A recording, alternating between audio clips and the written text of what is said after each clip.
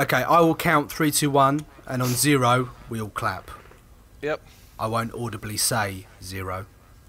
We just clap. Right. Okay. 3, 2, 1.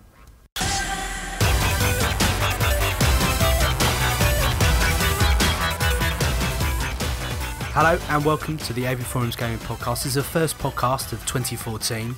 This is our traditional Game of the Year edition. I'm of course Steve Hill, I'm not Mark Botwright. Any of you tuned in last month probably were disappointed to hear him, but he obeyed my orders and left all the jokes out, so big thanks for that. No guys, you did so well last month without me. Did it feel weird?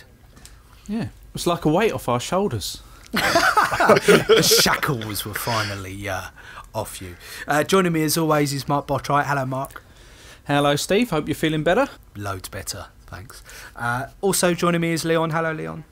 Hello and Happy New Year. Happy New Year to you as well. Also joining me is Ben. Hello Ben. Hello Steve. And finally we welcome a new voice to the podcast, Niall Gill. How are you doing? Thank you, I'm very good, very good. Don't be intimidated by the bigger boys, they're all very nice. I'm very intimidated, I'm not going to lie. I'm very intimidated. I'm just going to keep quiet and agree with everything. The new voice is quite a lot like an existing voice, though. Yeah, yeah. Got that twang. I don't know whether we should we say at the end that you're leaving, or should we say... Leave it to the end because people will be too disconsolate if you say it now. I tell you why, because I remember once someone I really liked on a podcast, it was announced that they were leaving, but they didn't. They waited till the end, and I thought I would have cherished this episode had I known from the beginning. I don't think there's anyone falls into that category, but if you want to mention it at the start and then we can touch on it at the end. That's. Do you know what?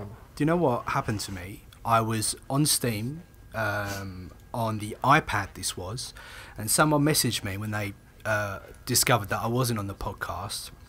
They said, "Get well soon," blah blah blah. But luckily for them, Ben was still on the pod. And I said, "What is Ben the clincher?" This is 100% true as well. I said, "Is Ben the clincher?" And they said, "Yeah, absolutely. If Ben isn't on the podcast, I don't listen to it."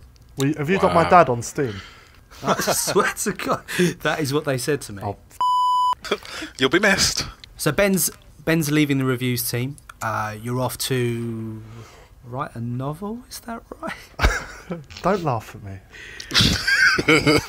Is your album Silk Pyjamas finally going to see? It's going to be the biggest hit of 2014. Don't worry about that. Just quickly wanted to give you all a heads up that we do talk spoilers during this podcast. None of which I think are that bad. I don't think we go into that much detail, but if you haven't played any of the games that we're talking about today and you want to keep those plot points as a surprise, you may want to choose to skip ahead. If you check in the show notes, you'll see that I've given it all of the accurate times for you to jump ahead or back and forth and hopefully avoid the bits that you don't want to hear. Fellas, let's get straight to it and start talking Game of the Year. Back in March, Bioshock Infinite was released. This is the third game in the series. Much critical acclaim, and it received decent reviews on the site. Who reviewed it on the site? Just remind me, Mark. I want to say Manny. Yeah, actually, I think it was Manny.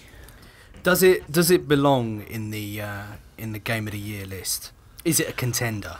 Well, enough of the teams seem to put in their votes for it and say it was in their top 3 of the year. So on that rationale, yeah, it does. I mean, as you say, it was a big AAA game.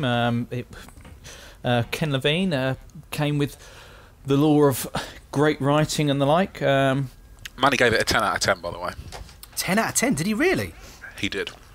Which is unusual because I normally agree with his reviews. Oh my God, what is with you today? Is this how we're going to do this? It's just adversarial from the get-go. But no, Bioshock Infinite. Yeah, I think it's a really, really good game, and I definitely put it in my top 3. I think a lot of people, and I think I'll head off the argument. Steve, you already said it before we recorded, that people didn't think it was very fun to play, and I would throw that back in your face and say you didn't play it properly. you didn't play it in an interesting manner. There are a lot of options in that game that you can choose, and I'm pretty sure that a lot of people just wandered around and shot people with one gun and didn't actually try and push themselves or use a lot of the gameplay options that were open to them. Because if you did, I actually found it quite interesting to play. And then on top of that, you've got the narrative and stuff. And I don't think there's a better blend this year of, well, a better blend. It's one of the best, I'll say. Let's not do that just yet. But it's one of the best blends of narrative and gameplay that I came across this year. And bear in mind that it was right at the beginning of the year, and it's still clear in everybody's minds that it's a big hitter. It didn't fade away. Yeah, why don't we dial it back a little bit? And I think there was one reoccurring theme throughout the year, is that this last generation of consoles, games got pretty. Developers seemed to suddenly crack what they could get out of these consoles in the last 12 months of the cycle. And Bioshock was one of the first games of the year to pop up that really fitted the bill on that. I mean, this game was a pretty game. It is beautiful. I do love it. Just going from like the drab underwater city to the floating city in the clouds and stuff, and it's not just beautiful, like the art style and the aesthetic. The art direction, I don't know. Yeah, it's fantastic.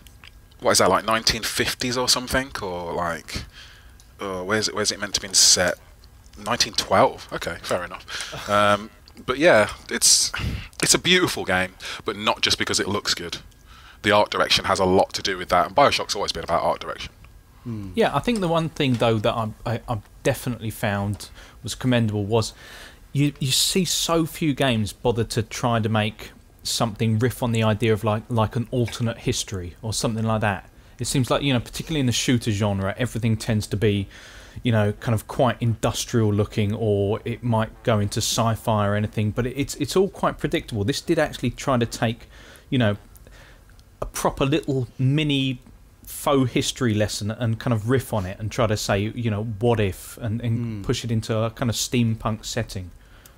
Yeah, I mean, I can't disagree with the fact it was beautiful, but I think to a greater or lesser extent, a lot of the games that you could consider for Game of the Year this year, the question I think we'll say about all of them to some extent that they blend gameplay and narrative, and I'm not sure for me Bioshock Infinite was so much a blend as it was you play a kind of fairly by the numbers first person shooter mechanically in a very beautiful world with a sort of shoehorning in of bits of story, and then a really, really heavy-handed, kind of ugly ending. I think it just didn't fit well for me. The end and the kind of reveal.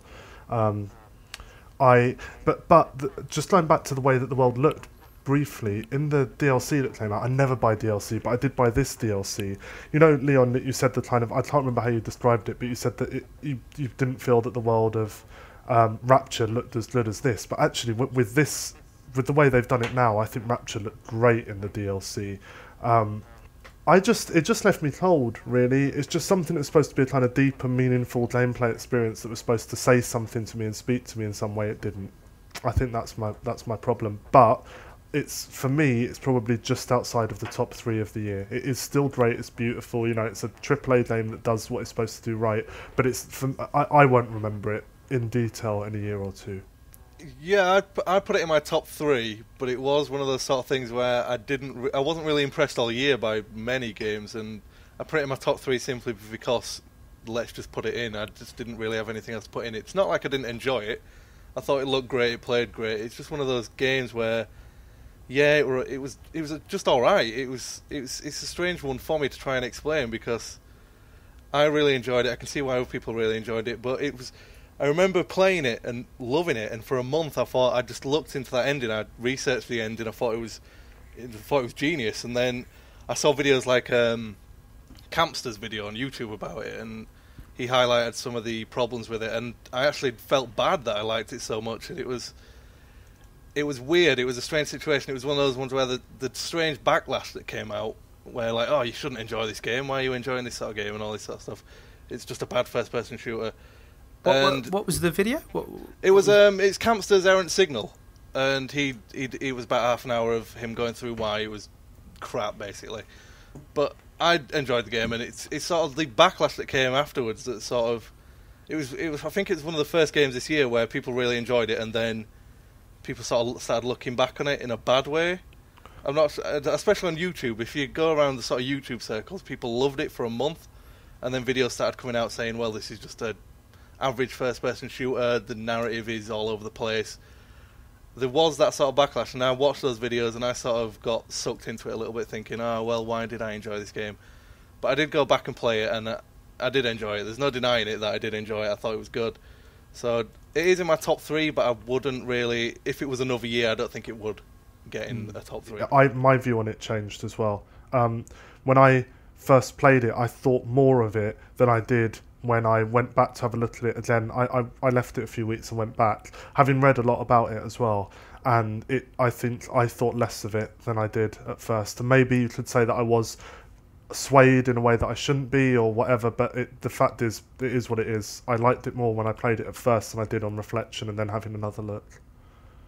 And can I ask about those really, really crap bits where you were jumping onto the rail and then sliding in one direction or sliding back the other or jumping? I mean, was it me or is this that really shit? See, some people absolutely loved that. Some people thought that But all you're doing is sliding on a rail. verticality in shooting and that kind of thing, but I actually found that was the least interesting part about it. It just kind of turns into this weird little on-rail shooter where you just, I'm in trouble, I'll hop on that and I'll do a little circuit and come back when I've regenerated it. So you'd prefer to just hide behind a wall instead then? Oh, I'm a coward. I'm a coward in first-person shooter terms. That's the one thing I would say. I think you can't give people the option to do things cheaply. If you give them the options in a first-person shooter, which was kind of, I suppose that criticism's always been there in Bioshock, because you go back to the original Bioshock and there wasn't a real penalty for death. You could just keep going through certain levels. You come back at a given point. It didn't. It's a long way away from the ideals of Doom or something like that, where your life actually means anything. Yeah.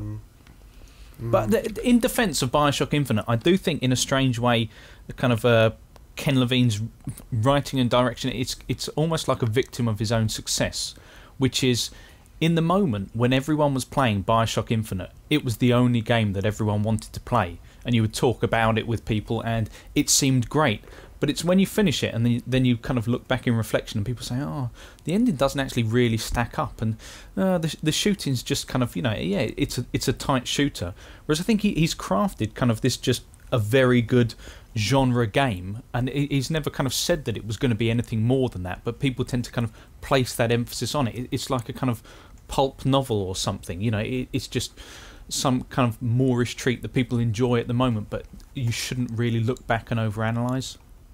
I can't agree more with you. I don't know how you can say, I loved this, and then I went and read the internet and saw what everybody else said, and then I realised I didn't. Like, the internet ruined it for me. Are we not forming our own opinions at this point? I mean, like, seriously though. Plus, also, like, we're spoiling this, by the way. Have we said that there's spoilers for everything we're talking about here at this point?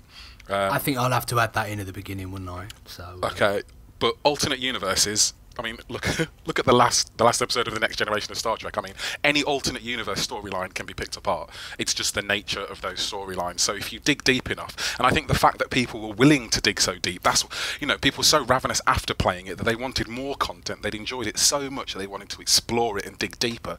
And then the flaws started to show once they did that, which I'm not going to say those flaws aren't there, and I'm not going to say that all of those videos aren't valid. They probably are, and they are, but I think you need to look at the fact that if it was a crappy game, nobody would have cared.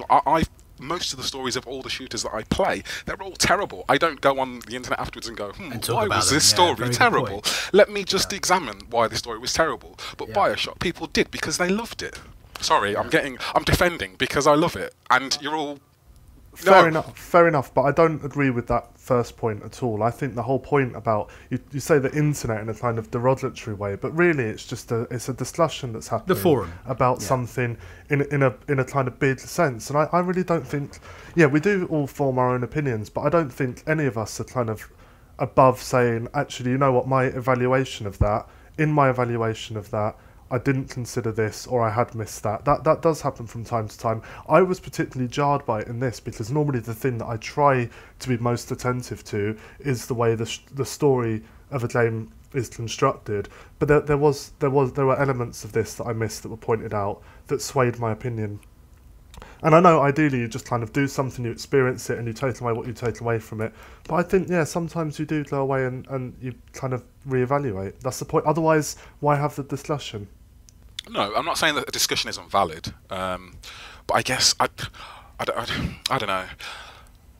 The hive mind is a good thing. I mean, we've had this conversation before, and we've written articles about it and stuff. The hive mind is good in a way, but when you're talking yourself out of an enjoyable experience, is there not something wrong with that? But there was something nagging you at me enjoyed as I it, played and then didn't feel quite right. And but games work on various levels, don't they? Like you can enjoy. There were parts of it where I enjoyed the mechanics of it. Other parts of it where I thought this is a bit crap.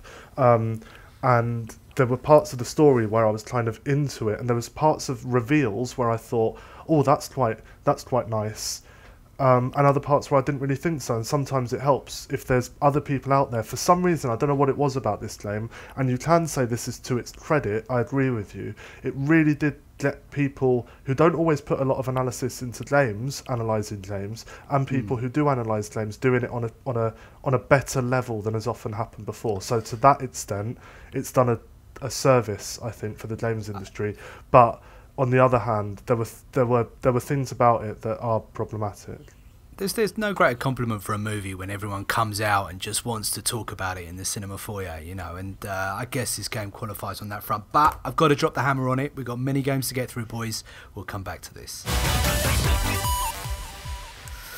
March also saw the release of Tomb Raider, a much-needed reboot, some might say, although it went down pretty well. So Steve reviewed it. What did he give the game in the end? He would have given it 4 out of 5 at the time. I got it free with a graphics card I bought, so I didn't feel too hard done by when I played it, but it was fun enough. But it suffered the same way that Grand Theft Auto 4 suffered for me. When there's that scene, and I'll always remember this scene, I don't know why. It's when she first kills the first guy she kills in like self-defense, and she's got this look of horror on her face, and you think, God, this island's ruining her. What could go wrong next? And then you get put in control of her, and you get to kill about 30 guys, and she never even blinks.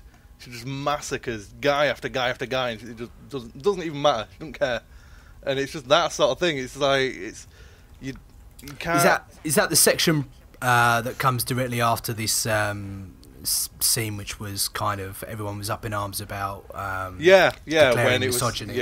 was it was like supposed to be some sort of sexual assault thing, but I think it was more of just a direct sort of fight to the death type thing. She kills him. She looks like her world has collapsed and she can't believe what she's done. And then you just pick a bow and arrow up and just absolutely murder 30 other people like nothing's happened. Yeah. And that just ruined the entire thing for me. That sort of strange transition really just put me off it. But I did play it through. I completed it. I enjoyed it. But just that scene, I'll never get over it. And 'cause at first, did it feel like it was going to be one big quick time event? Not really. There was the odd quick time event, but I think I was just too amazed by the hair physics, to be honest with you. I was obsessed with them for about 2 hours, just staring at her hair floating around. So it was an AMD card that you... Yeah, this was Tress Effects. It was, yeah. The AMD realistic hair simulation physics. It took a good about 5-10 frames a second off my fantastic computer, but it was gorgeous. Hair effects, you can't go wrong. Well, nice to hear that you're a fellow PC gamer as well. You can stay, that's for sure. It took a little while for me to get over the Uncharted thing, and then there was a point, and I can't now remember exactly when it was, but there was a point where I thought, oh, this is better than any Uncharted game that I've played by some distance.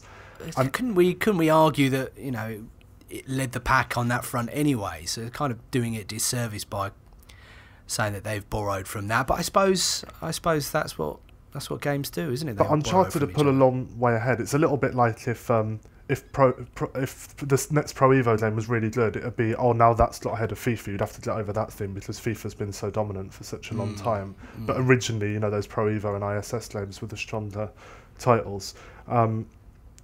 Once I got over that and I really started to enjoy it for what it was, I thought it was really, really great. And I'm not normally one to be massively swung by graphics, but I thought this game looked everything from her hair through to the environments and the animations, the way she moved when she was hurt, there was a natural kind of vulnerability, not a vulnerability just because she's a woman, a vulnerability because of how they animated her and how she moved. And I really think that if you were to take that one, just on the misogyny thing, or that scene, if you were to take that scene in isolation, which a lot of people did, and describe it, it sounds like they're using the fact that she's a woman and a threat of rape as a specific thing in order to disempower her in that scene. But actually, that isn't the way that scene's presented, and it isn't the way it feels. And I think that as there are many, many games that can be accused of having problems with the portrayal of women, but as I said in the podcast when this came out, Tomb Raider is most certainly not one of those games, or if it is, it's not among the top ones that, you know, we should be overly concerned about.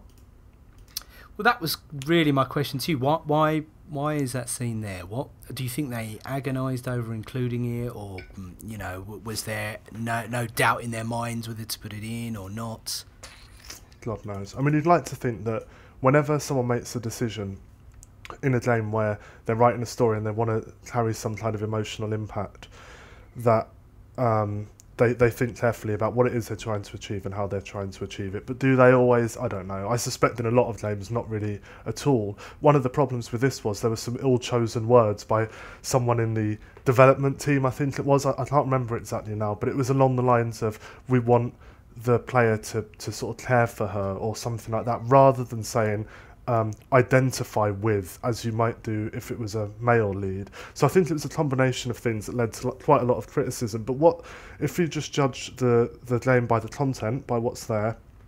I didn't have any problems with it, but who am I as a sort of, you know, a mid-30s white man with all the privileges that goes along with, to judge what's sexist to other people. But I, you know, from my perspective, I felt comfortable with what they were doing, and I really think that, like I say, the vulnerability of the character was conveyed in how they portrayed the character, the way that she was scripted, and particularly the way that she was animated. Those bits, you know, there was quite a few scenes where she fell. I don't know if you'll remember those, and there was something quite sort of bone-crunchingly uncomfortable with the way that she would fall through things and hit things, and I really thought that more than any other game that I've played, they really nailed making that character you control feel human and fragile, despite the fact that you can obviously do loads of crazy things that no normal person would be able to do. But do you not think that that's kind of where the criticism came from? That they'd kind of turned what was previously an already empowered figure, one of the few kind of female figures in gaming, almost into this kind of weird, like they'd gone back into the damsel in distress trope, which was that they wanted you to feel that she was getting beaten up throughout the first 10-15 minutes. It's just like watching this young woman get slapped about constantly, and then kind of saying, right, now you're in control of her, and it was almost like they were kind of asking you to chaperone her through that experience rather than actually take control of her. 90s Lara become a joke. You know, you'd go to shopping centres and see some generic brunette dressed up in denim cut-offs and, you know, some sort of bra top or something with revolvers strapped to her waist. You know, and it was kind of all becoming a bit silly. It was silly, you know, and the movies were pretty pants. You know, the whole thing did need a reboot, and I think it would have been too much to make a massive departure away from its roots, because she's such an important character, and I thought they handled it really well. I do as well. And they totally nailed that kind of Hunger Games Katniss thing, you know, with the bow and arrow, and the story of someone who starts off kind of quite inexperienced and perhaps vulnerable because of their age and their life experiences up to that point, and the journey that takes them through to someone who can kind of handle themselves and conduct themselves well. I wonder what the character would have been like without the Hunger Games. Maybe we wouldn't have quite the reinvention that we've got here, but I think they did a really good job with it. Leon, anything to add on Tomb Raider? That hair? Them tress effects are good, although that's only on the PC, I suppose. I agree with everything that you guys are saying. I'd probably only add that I think the nature of the gameplay was good. I wasn't expecting like the kind of open world where you could go backwards and forwards, and the exploration. And I mean, the puzzles weren't exactly mind-bending puzzles or anything, but they were nice. And then there was an element of Tomb Raider? I guess not. But this was really kind of a dumbed down version of it. They really were far more simple than ever. And I don't know, it takes a certain type of game to get me to collect stuff. Normally I'm not really a collectible person, but I just wanted to spend more time in that world and using the mechanics of like the bow and arrow and stuff like that. So I felt like I should just collect stuff and run around. So I think that the world they created and the way that you interacted with it was quite good as well. At this point, maybe we should throw in a few wildcards. Maybe look at some games which might not be the headline grabbers, but there were still great little games, and maybe in an alternate world, they might actually be a contender. Fellas, I played some indie games this year. Not something I normally do. I kind of always stick to the big guns. But three in particular stuck out to me. One was Outlast. I don't know if you guys played it. I know, Ben, I think you were thinking of picking it up. Yeah, I played it for about 5 minutes before I was too terrified. So it was survival horror. I mean, it kind of formulaic in that it was very just jumpy and, you know, kind of quieten things down only to suddenly make things really loud again and make you jump. The other games I played were Gone Home and The Stanley Parable. Now, the kind of ongoing theme between the three games is this narrative of searching for something in a kind of, it could be a big haunted asylum like in Outlast, or your home in Gone Home, or in the case of The Stanley Parable, a very weird loop, if that makes sense. Did anyone else? It's really difficult to describe, isn't it, Niall? Ben, I know you played it some years ago as a mod on Half-Life, but it was released as a proper standalone game on Steam this year. Yeah. Is there a future for games like this, which are kind of 2 hours long, have a little bit of replayability if you want it, but games that kind of intrigue you enough into taking that next step further along the game? Yeah, I mean, I think there's kind of 2 points there. One is about the Stanley Parable in particular and those sorts of games, and whether there's room for those kind of contained, interesting, quirky narrative experiences. Antechamber's another one. There's a whole Gone Home is a really good example. And then there's also the question about the kind of the episodic game or the very short game. The idea that I'm just gonna pay a few pounds and I'll play this for this evening, and that might be it. And that's something that isn't natural to us as gamers. You know, we always traditionally, especially those of us that are now in our 30s, you know, used to sort of paying quite big money and wanting to get every bit of value out of it. Whereas now they're a lot more cheap because of Steam and other sellers, and a lot more accessible than they ever were before. So you can sit there of an evening and think, well, you know, I could watch this film, I could watch a few episodes of a box set, or I could play this game. And with any of those things, you might decide to rewatch or replay at some point in the future, or you might not, and it's fine.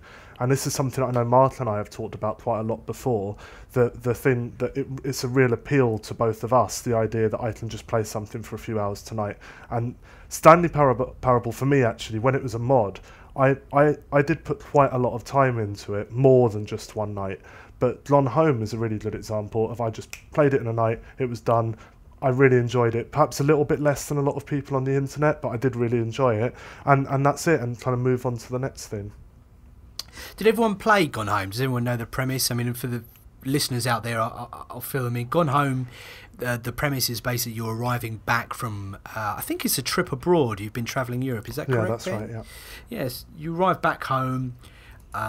No one seems to be in your big, old, creepy house that your parents live in. And you get into the house and you slowly work your way through the house, trying to work out where everyone's gone and what might have happened to them, discovering clues which kind of reveal the story as you go. I don't know about you guys, but at first, you know, it wasn't clear to me what type of game this was. I think I quite consciously avoided any information about it because I wanted to just see where it took me.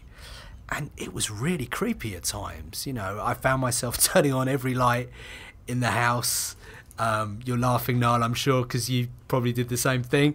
And there's a couple of jokes as well in the game which almost acknowledge that, because they know that a lot of gamers are going to do that. I just thought it was really clever. In the end, you know, it didn't come to be any kind of creepy or macabre situation or narrative. In fact, it was a lot more down to earth, probably a theme that, you know, is generally not something you'd expect to see in a video game. But I thought the writing was interesting. I thought it was clever, and I think in the hands of someone a bit more skilled in that area in the future, we could have a game which really straddles mystery television or film and game in a way like we've never seen before. I didn't find myself enjoying it as much as I thought I could. I enjoyed the sort of meta-narrative of it, the uncle and the father. I thought that was just incredible, but the story, it's just... Are we allowed spoilers here? So the main story, I think it's Lonnie, is it Sam and Lonnie?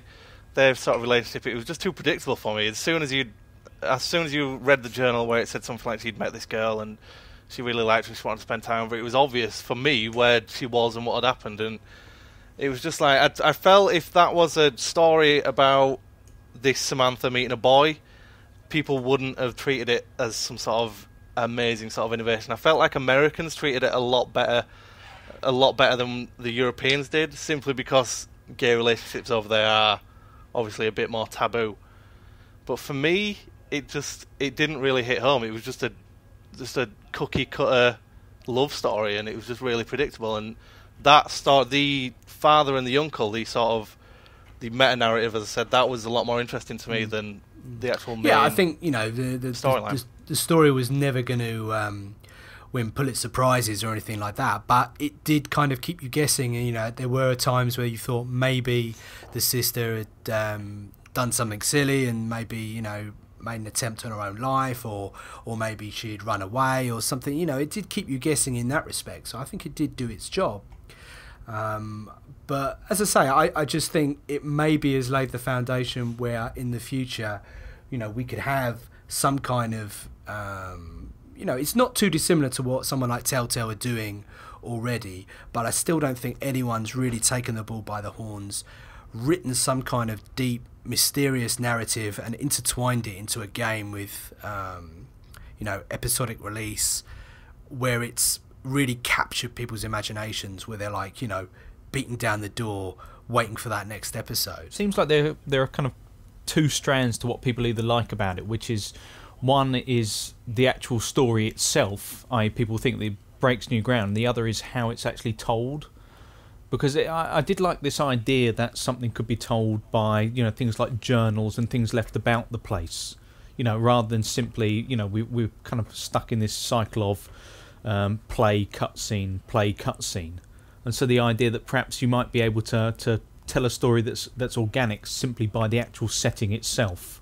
You know, I mean, the people from this company, you know, previously worked on Bioshock, and how that told a story through audio logs and the like, which was actually far more interesting than the central narrative. I thought that's, you know, perhaps more of a pointer to where we're heading. It did seem to lean a lot on what Dear Esther started as well. That was the sort of the exposition through the weird little notes hanging around, wasn't it? So that, I feel like that was quite similar to what Gone Home. I felt a little bit let down by Dear Esther, and I played those two at the same time, and maybe it was just one of those things where the hype around it, I just couldn't deliver because I'd heard so much. I think Gone Home definitely did improve on what Dear Esther started. There's no denial of that. And without question, there's room for this stuff, and there's room for it to be done well and get better.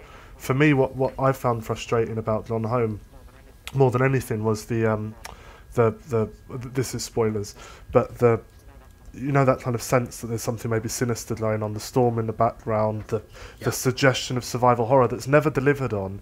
And the reason why it frustrated me was because it teases you all the way, and then when you finish it and none of that's relevant, you look back and think, well, why was that there, other than to maybe keep me going, you know, sort of to tease that there, you know, in the way that you would play Amnesia or something like that, and you're kind of you're always on edge and it's always kind of pushing you forward. And I feel like it's done as more of a kind of gameplay limit than anything that I really don't see what it added. No, that is though. That is something that has been done in film many times. The idea of kind of hinting at the nefarious, hinting at potentially supernatural roots to what's going on, and then it being something quite surprisingly mundane in the end. But yeah, you're right. But the thing with this is, it is nothing. Like, as in, there is nothing. It's just a suggestion all the way through, and there is no explanation. It's almost like pointing the finger at you at the end and laughing and saying, "Oh, you thought because there were these kind of trigger points in there, you thought there might be something." But actually, there is nothing more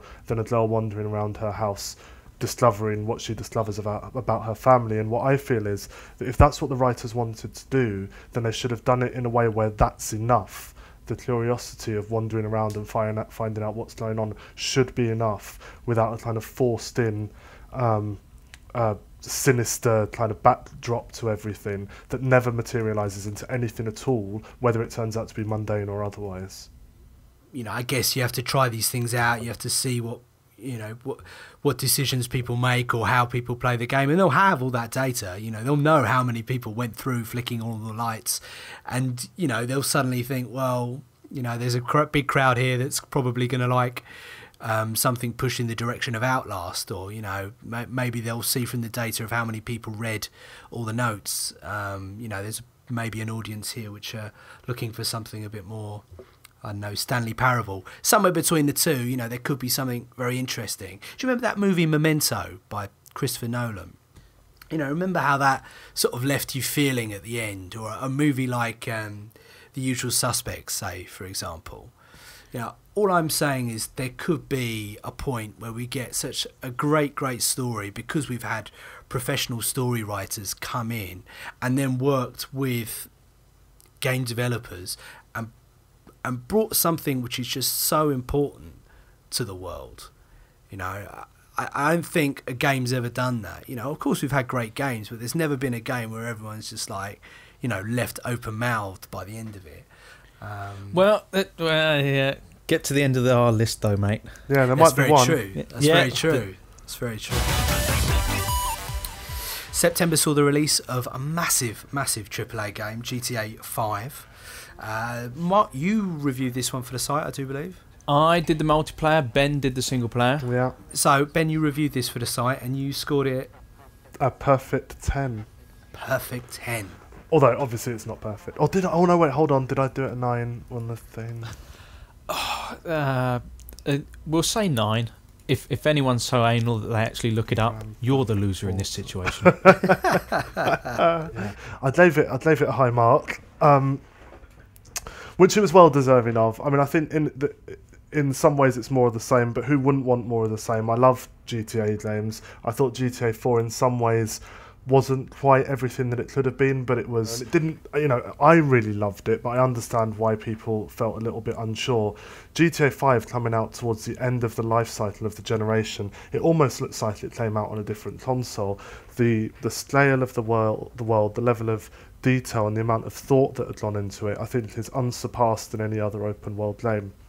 One of the things that we touched on in the podcast where we talked about this was how seamlessly the different environments blend into one another, and it really does feel like you're in this place and it's a place that you can get to know, which probably could be said for GTA 4, but not really in the same way. It felt a little bit more generic to a lot of people.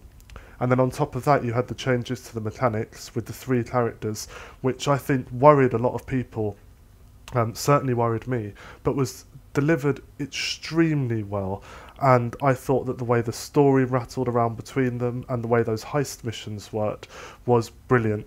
For me, the only real letdown was the ending, which didn't quite do what I would have liked it to have done. But really, in a game that you play for that many hours and you put that much thought and time into, the fact that the last hour or so isn't quite what you want it to be is a very, very small price to play and a minor criticism overall. Let me just dial you back to the 3-player mechanic. I thought that was so well done that it almost felt like it'd always been in there, because there was always so many different characters in the series. Let's take, for example, in GTA 4 you had his cousin, and they all had their own personalities, and they were, you know, fairly well-rounded characters. That this felt like such a natural progression in this game. You know, it seemed to work straight away.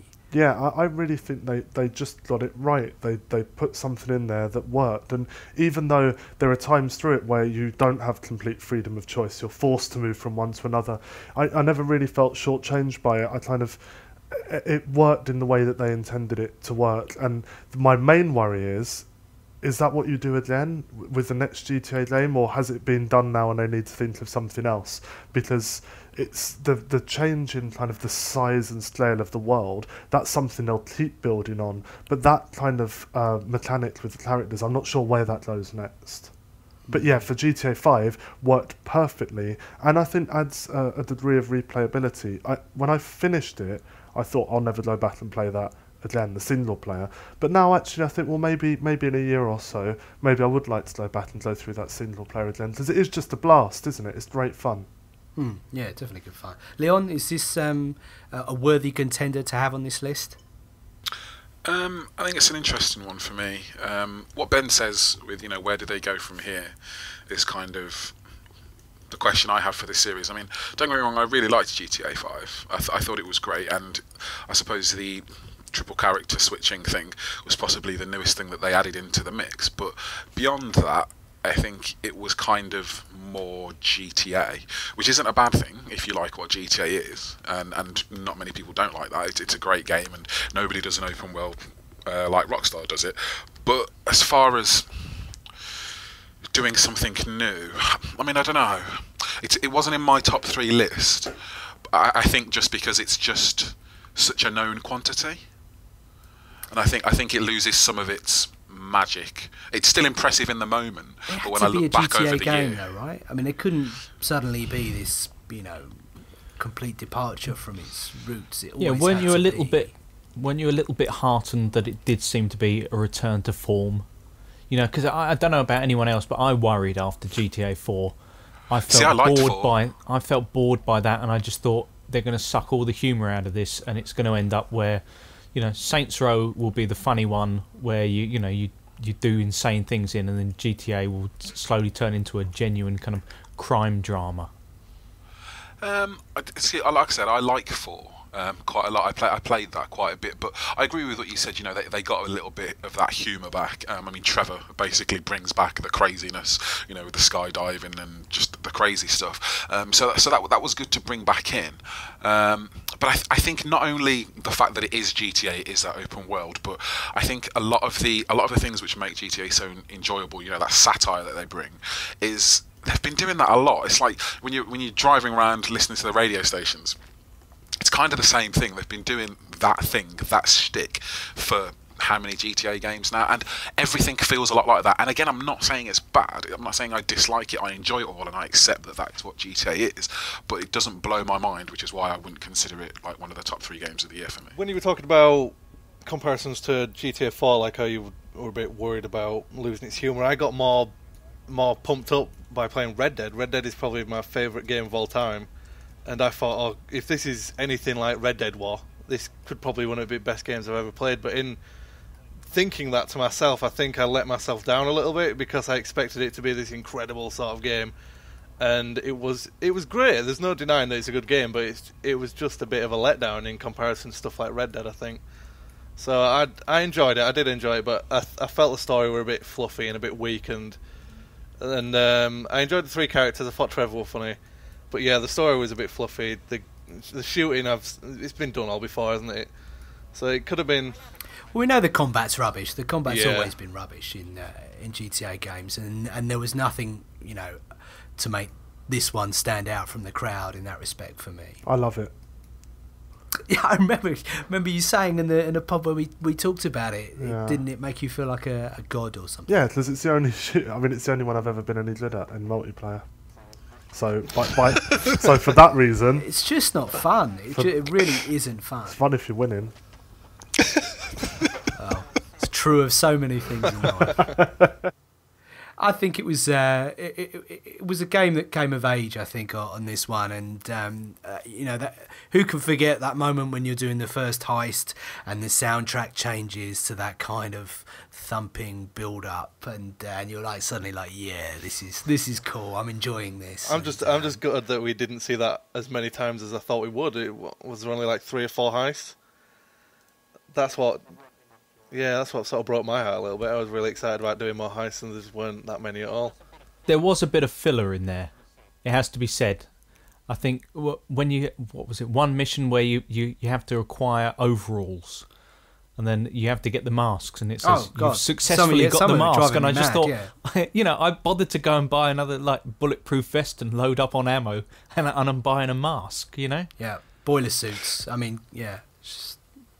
Do you know what it is? The reason I was just thinking about it, it's like when people ask you what's the best Beatles album, and then someone gives the invalid answer of the greatest hits. GTA is the greatest hits. Like, it's good because it takes everything. It has like the Vice City, it has like the San Andreas world, and it has some of the grittiness from 4. But it's not a valid answer because it's just the greatest hits of everything that's come before it. Yeah, that's as good as I can explain that. It's a good point. I'm not sure I totally agree, but it is a good point. It did make one of the big talking points of the year, though, just to briefly bring it back to that, which was the torture scene. Yeah, which I didn't really think it was a big deal. I think I can kind of see everyone's point, although, spinning the thumbstick to tear out someone's tooth was probably a bit much. I kind of didn't want to do it. I found that I don't find many things uncomfortable, but I think that was one of the things where I was just like, "What? Why am I doing this?" What, the whole scene, or just aspects of the scene, or just the whole thing, really? Yeah. It came out of nowhere, and then I was just like, there was no option to not do it. Do you know what I mean? There was no option to like give him a Coke, like just have like a can of Coke I can select and give him or something, rather than like the battery, which You wanted to play good cop. Yeah, I mean. I don't know. I think I was just a little bit uncomfortable because it was kind of like the terrorist thing. It was just like it's just some guy who we think is a terrorist, so let's torture him for no reason. Wasn't it a glimpse? It was supposed to be a glimpse into Trevor's absolute dark side. I don't think they earned it though.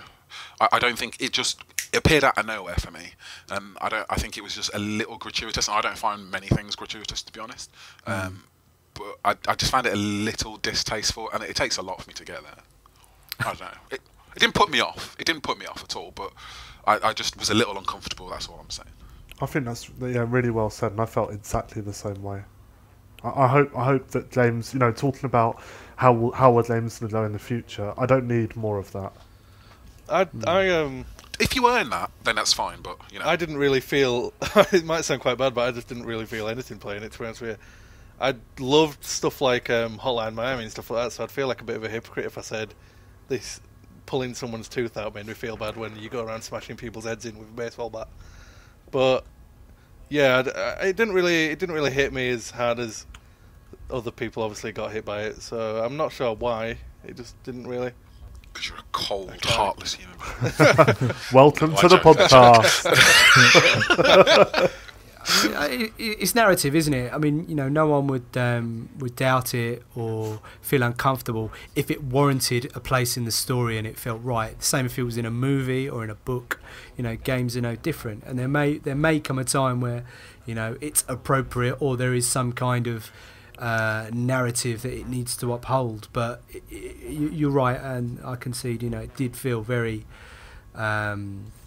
Sandwiched in, shoehorned in, if you like. We already knew Trevor was an absolute nutcase. We didn't really need to go. But it wasn't it one of those things where they could almost get away with it by saying they were trying to make a serious point about the use of torture, and it's one of those kind of timely, kind of newsworthy subjects which Rockstar can usually say, well, we were kind of shining a light on something. I mean, there is the little kind of post-torture sequence.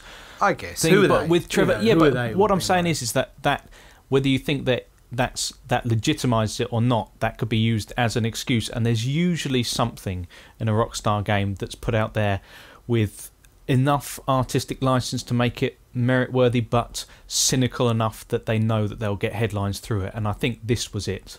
You know, they knew that that was going to be the moment that it would get talked about, and they would get millions of dollars worth of publicity off the back of that. Yeah, that's true. That's right. But I don't think there's any. I think, in fact, one of my main problems with it is the post-torture scene, because if the idea of it was that we can use that scene to go on to make some serious points, or anything at all, then you only have to rewatch that scene to see that they failed to do that. There were no legitimate points made in that scene. It wasn't well written enough, or they hadn't thought about their points well enough. But it doesn't achieve what they intended it to achieve, if that's what they intended. Fair enough. And I didn't get the achievement for it either. There's an achievement for it, really? You've got to use every device. Yeah, and I did use every device. I'm sure of it. Well, if that was the worst bug that was with the game, they probably would have been all right, wouldn't they? Yeah. Well, this is going to be my next point. I mean, surely if this is realistically going to ever be considered as Game of the Year, it's got to lose points for its bodged multiplayer release. I would agree with you, but it's kind of a bit of tactics here. You know, Battlefield's coming up, and like if we're talking That's the about, point. Are we going to have an online Game of the Year? I don't know, but I would say yes. They should be taken to task for the online being so terribly launched, and it shouldn't be considered. But I would be shooting myself in the foot. But no, I do it. Can we have an update, Mark? I mean, the last time we spoke, it was. I gave up. Really? I honestly gave up. It simply because I don't think Rockstar know how to design an online world properly, and just the various systems surrounding it. Didn't they give anyone affected by the but I wouldn't, bodged beginning X amount of currency and food stamps or something? I don't know. Yeah, I wouldn't be bothered by that, but it's just the way in which it was set up wasn't designed for people to just jump into a game. Particular things like I went into a particularly what was it? I was playing Survival. And I managed to get through all the 10 waves just with me and this other person, another random. And you think, oh, this is great. In any other game, you would have bonded over that. And as soon as it ended, you're standing next to each other, and he shoots me in the back of the head. Wow. Yeah, and that's basically it. As soon as something ends, you suddenly go, oh, right, no, now you're kicked out. And the lobby's just obviously you're just back in an area of the online world. And people go, all right, thanks for that. I'll shoot you now. Wow. And you know, we all wanted that game to be, you know, so great. The online side of it had so much promise, and just maybe the reality is, even if they'd nailed it, we as gamers just would have ruined it. Yeah, but no, ultimately people wanted co-op missions. I think that's what everyone's always wanted, and that's where the kind of 3 characters, that's where that will ultimately end up with. GTA 6, I can see it being, 3-player co-op or something like that, one driver, one gunner, one in the helicopter, that kind of thing. I think the sort of persistent world thing can work, but they've got to make it so like your factions, because that's the only way they're ever going to stop people just from shooting other people in the face like on site, But the argument is that's what GTA is supposed to be about. You're supposed to just go around shooting each other, and so you've got this weird mix of what? I was going to say dog eat dog. Yeah, exactly. But you've got this weird mix of people. Half of them want to kind of see what's actually in the world. Stop and say, right, I'd like to get the view from this building, and then see, go for a game of golf or something. And then, but as soon as you stand still, someone shoots you with a sniper rifle. That's exactly what they're telling each other, right? Yeah. That's the fundamental flaw with GTA. I think there's 2 things. A, I don't think, like we've said, the mechanics aren't that good. They're not good enough to support a long-standing online game. No, absolutely exactly. Not. No way. And B, if you try and add any type of structure to GTA, it ruins what people love about GTA, which is the mayhem. GTA Online should be what Ben was talking about. Was it last podcast? It should be Just Cause 2. Which is just a million people on a server and things exploding. That's the only thing that they could possibly do. And I don't think, like Mark said, I don't think Rockstar have the multiplayer chops to put something together which isn't just mayhem. June saw the release of The Last of Us. I know for a fact that this game is going to divide opinion on the pod before we even get round to it. I thought it was a triumph. I thought it was a fantastic swan song for the PlayStation 3. Ben, I know you agree with me. I do. At first I thought, it's just a kind of bleak post-apocalyptic Uncharted, but it grows to be a lot more. Yeah, as you say, it kind of starts out quite slowly, and the more I think about the story, the more the opening sequence, it hit hard, but it was quite a cynical move to kind of, I don't know how far are we going with spoilers, but to introduce any kind of a figure that you might be seen to care about and take them away straight away is kind of it's an old trick. A lot of films do it, and it's basically shock tactics.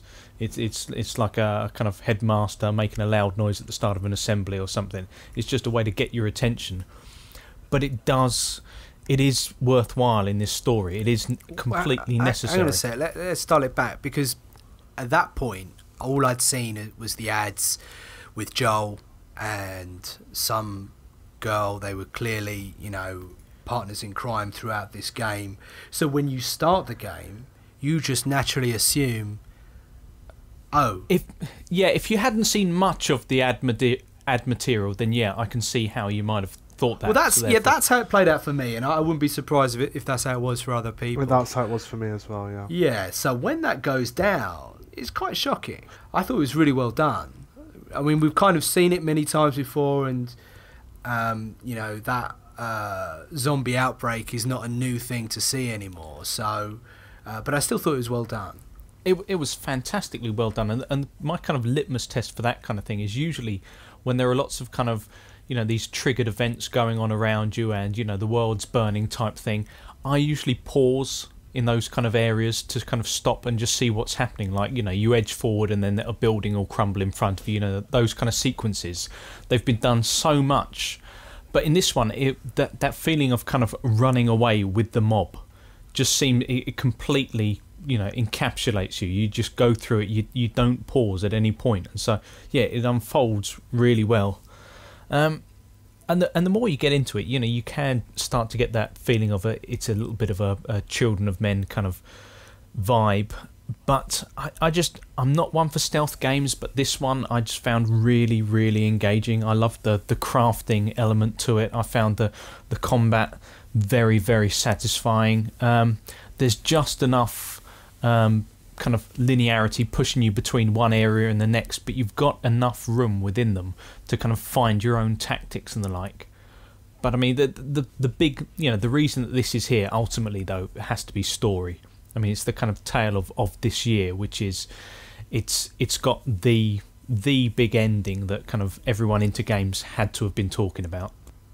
Yeah, absolutely. Leon, I know at this point you're probably sitting there biting your tongue and. I agree. I think it's a good game. I didn't play all the way through. I played enough of it to know that I didn't want to play any more of it. I enjoyed the opening sequence and the cinematicness of it, and the characters and all of this stuff that everybody says is really good. I agree with it. I really think it falls down on gameplay, though. I just don't think that the gameplay pushes or is appealing enough for me to want to play the entire experience. And as far as story goes, while we had some downtime in the podcast earlier, and I sat and I read the entire plot,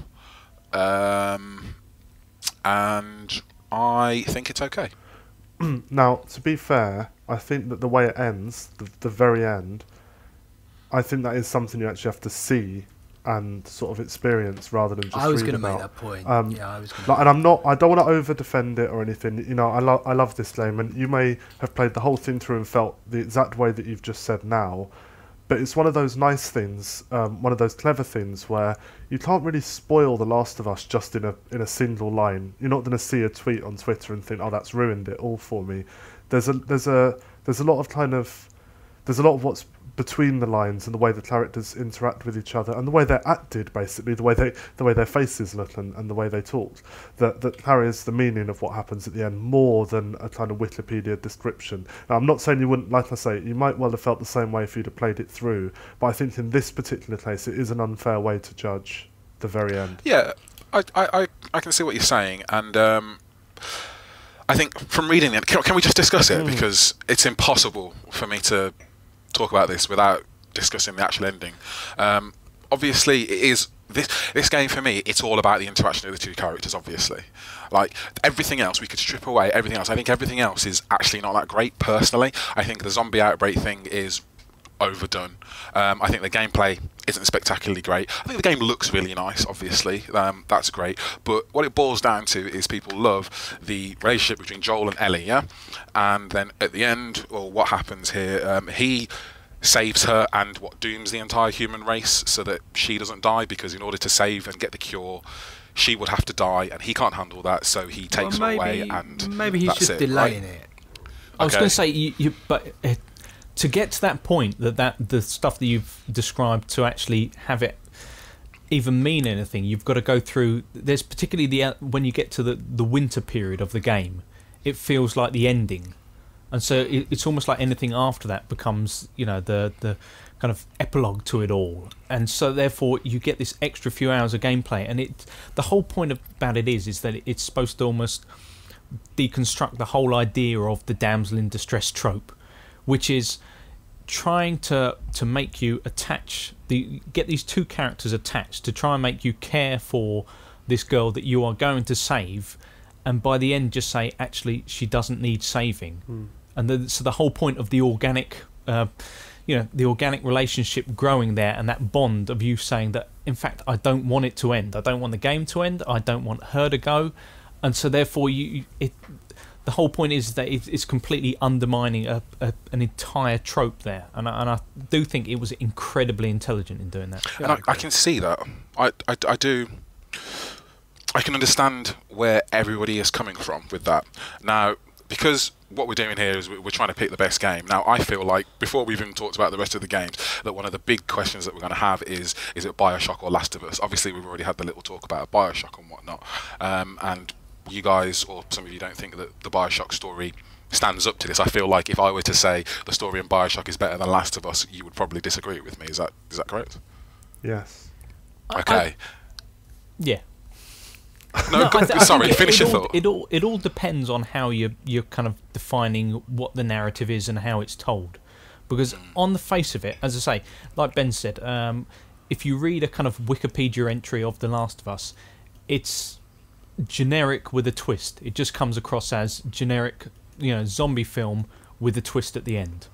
But it's the way in which the characters slowly build this relationship. It's the little asides in between the cutscenes that actually kind of build it, and it just feels so organic. That's why people kind of rave about it from a purely narrative point of view, from in terms of what's actually been written and how its plot's been constructed. Then Bioshock Infinite probably is superior. Okay. Well, maybe it's just a case of that. I mean, in both games you go through a journey, and just in The Last of Us, that journey just feels that much more intimate and deep and pivotal in those two characters being together. I agree with the intimate thing. I think that's the problem. I mean, Game of the Year is a weird thing, because you're pitching games which are just wildly different, and in a real world we wouldn't be arguing about which is better. We'd just be simply saying enjoy both games and go and live your life. But I think the Joel and Ellie thing, it's a lot easier thing to grasp, and it's a much more intimate thing that people can sort of grasp onto, and I don't say that that's not powerful, but I think the Bioshock thing, it's got a much larger scope. Like, the story is much larger and more complicated, and yes, you can poke holes in it, but I think there are some elements to it which are quite intimate as well, between Booker and Elizabeth. I think they have quite a good relationship. I'm not saying that it rivals the one that Ellie and Joel have, but I'm saying that is there. And for me, on top of that, the gameplay in Bioshock is good, and the world is decidedly different. It's not something that we've seen before, whereas the zombie apocalypse has kind of been done before. Once or twice. Yeah. So on balance, it's how much weight do you want to place on this whole small, intimate interaction that Last of Us has, when obviously it's a subjective thing. I don't think the gameplay is great. Well, for me, I'd agree with you, actually. I think there are times where it really grates the gameplay, and I think I made the point in the pod as well when we played the game originally, like, oh my god, am I still moving crates in games to get onto the next section? But we all do that with our favourite games. We all become blind to the things that are bad in the experience or not especially optimal, because we love something about it. That's kind of what we do. So I will play shooter after shooter, but I love shooters, so I will look past all of the terrible things. So it's a personal thing, but for me, Bioshock as an entire package has more to offer me than The Last of Us, which I couldn't even finish because the gameplay put me off so much, and to me that's a problem. Because you had to give the PlayStation back. There was a problem with the thing with The Last of Us for me, where after that initial scene that we've talked about, which I thought was brilliant. As a father myself, I don't know whether that had anything to do with it, but I was running and I was scared and I wanted to protect. I think I talked about it when we did whichever podcast we reviewed it in. It went against all of my gamer instincts not to run towards a threat. Normally you run towards something because you're going to shoot it and you're going to do whatever. And I wanted to run away, and I thought that was great. But then there was a kind of period of about an hour or maybe a bit more after that first scene where I really doubted whether or not how much I was going to get into it. I thought that the gameplay felt, it was like moving crates and ladders about and all that kind of stuff, and I wasn't sure. And then I started to warm to it, and then there were a few moments that just totally had me. I think I probably had 3 moments that made me say something out loud, like wow, at a game or a story in a game this year, and 2 of them came in The Last of Us. And one of them was the ending, where I just thought, that's just neat. That's what I wanted. That's great. And the other one was, and this is again spoilers, was the giraffe. And I know that everyone says it and it's a little bit whatever, but I was genuinely I did not expect that, and it was a moment of real sort of gentleness and beauty, and it was beautifully done, beautifully directed, and it really I felt touched by it, and I hardly ever get that feeling from games. And there were loads of other little moments as well. I think the thing that Mark was talking about the kind of damsel in distress thing, the fact that she absolutely saves herself at a point when you don't expect her to, and she saves Joel as well on probably more than one occasion. She's a good character. And then there's all those little Easter eggs, like the little joke book, where she'll be telling jokes and talking about things that she doesn't understand because she was born post-apocalypse, when she's talking about aeroplanes but has no real concept of what those things are. For me, overall, it did more than any other game did this year, but it's in a year where the best games for me really are probably those big AAA games of the sort that we've been talking about. And all of them, or most of them, are trying to do a similar thing, that thing of having big, beautiful worlds and involved narratives. But I really think for me, and like you said, Leon, it should just, we are in a world where if this is what floats your boat, play this.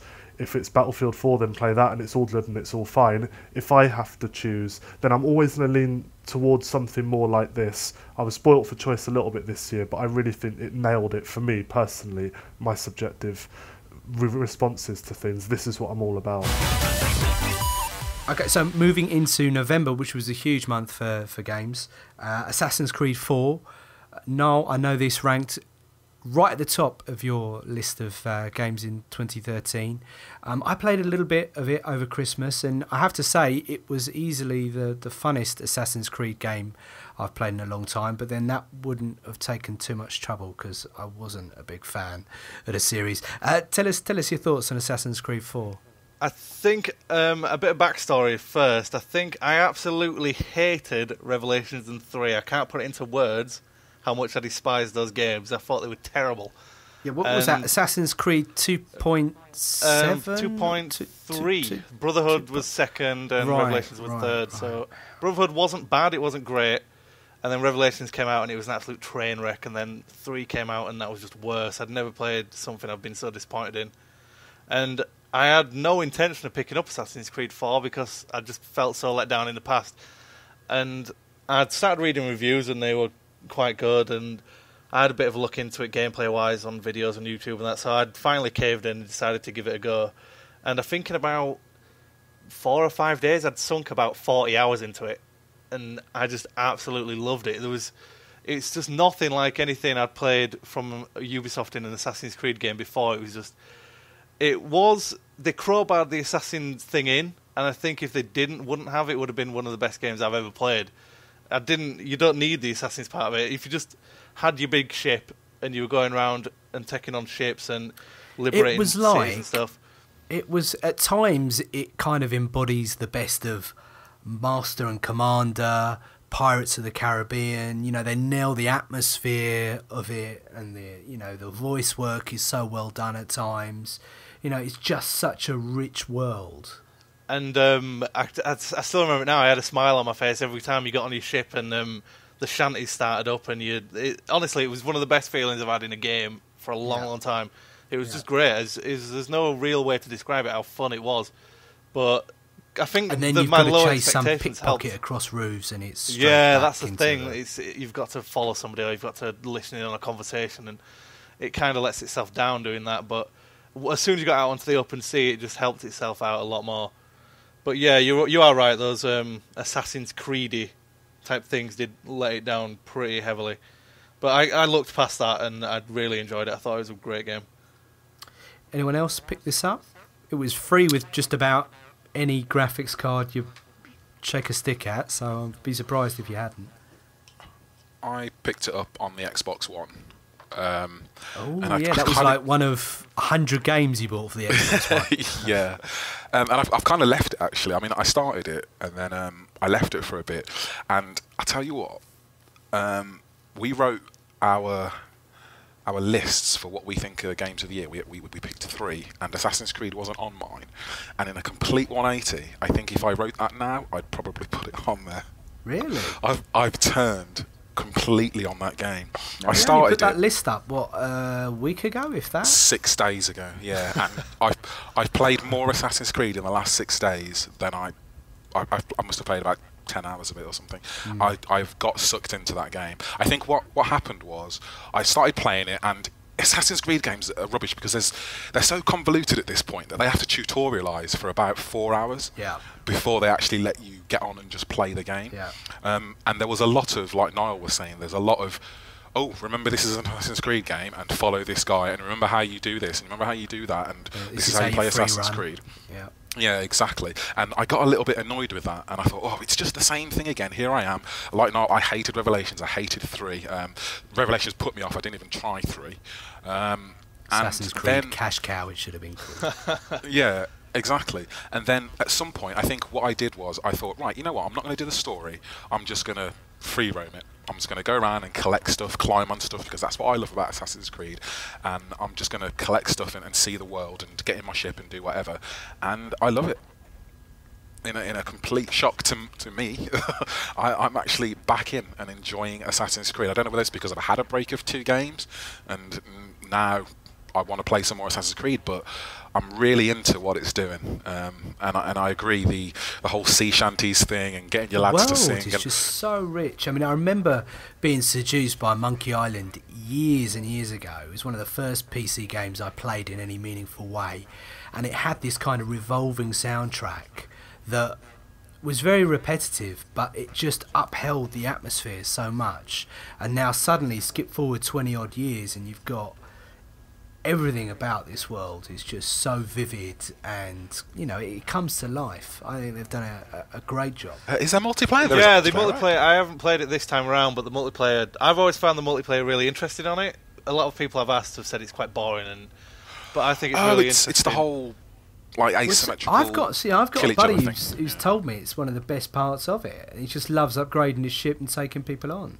It's probably one of my.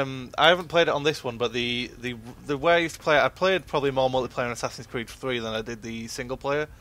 And the way it is you have no idea who's a player and who's an NPC, and you've got to use your sort of own wits to find out who it is. So you've got to watch how somebody's acting, and if somebody looks like they're following you, or if somebody notices they're following you, they're going to turn around and get you. It's more stealth than actual Assassin's Creed is. And it is fun. I'm not sure how it is now. I wouldn't be able to tell you how it is now, but I've had a lot of fun on Assassin's Creed multiplayer in the past, and I do kind of want to play it now. You've mentioned it. The other big game in November was not COD. Battlefield 4. Leon, I know you're a huge fan of the game. Can't say I'm totally in agreement with you. Really? Interesting. Maybe we should start with you saying why, because everyone knows why I love it. I think it's been a big disappointment on the PC. The way maps have been handled. There's lots of bugs.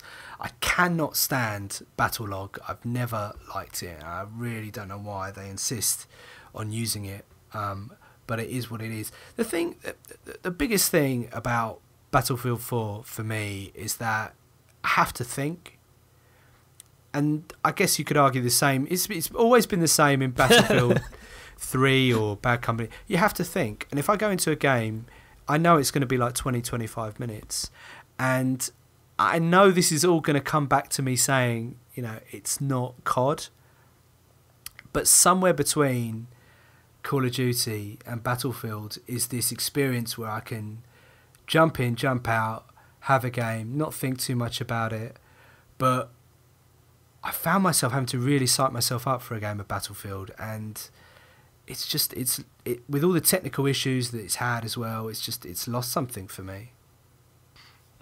I can understand all of that, and as a slight aside, I've kind of rekindled my love with Call of Duty as well. I think partially because of the Battlefield thing, where it's just you get really frustrated, you can't get into a game, when you get in it's buggy, and then you're like, you know what, I'm just going to go play me some Call of Duty that actually works. That doesn't mean that Call of Duty's crept into your list these last 6 days as well, has it? No, that suffers from the same problem as GTA. Fine, do you know what I mean? It is Call of Duty, but that's a whole other subject. But as far as Battlefield 4 goes, I think the only way that I can possibly describe why Battlefield 4 is on my list is that a rough diamond is still a diamond. Do you know what I mean? It's still really valuable. And like GTA, the online is utterly broken. I think they've patched it a few times now, and we're getting there. It's by no means done. But it's the experience that console players have been looking for the last God knows how many years. PC players have had the 64 players, they've had the crazy Battlefield experience, and we've sort of had a Battlefield Lite for the last 7 years. And now we have the full fat version of Battlefield, which when it works, when you can get in and when you can party up and when you can do what you want to do, it's absolutely amazing. It's a completely different game to Call of Duty. Again, that's a completely different conversation, but the experience that you get with Battlefield 4 when there's 64 players and I'm playing with people on the forums and you're rolling out at the beginning of the map, someone's flying a jet over and bombing something, you're in a tank with somebody else driving, shooting people, all your boys are rolling around you.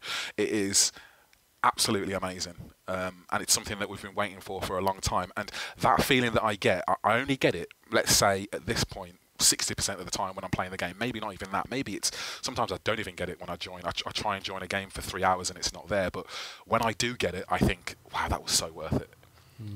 So I can't. I'm glad console players are getting the game they want. I mean, PC players have not been well looked after this time round. It's not been a good showing from DICE at all. So for me, it never has any chance of me throwing my weight of support behind it.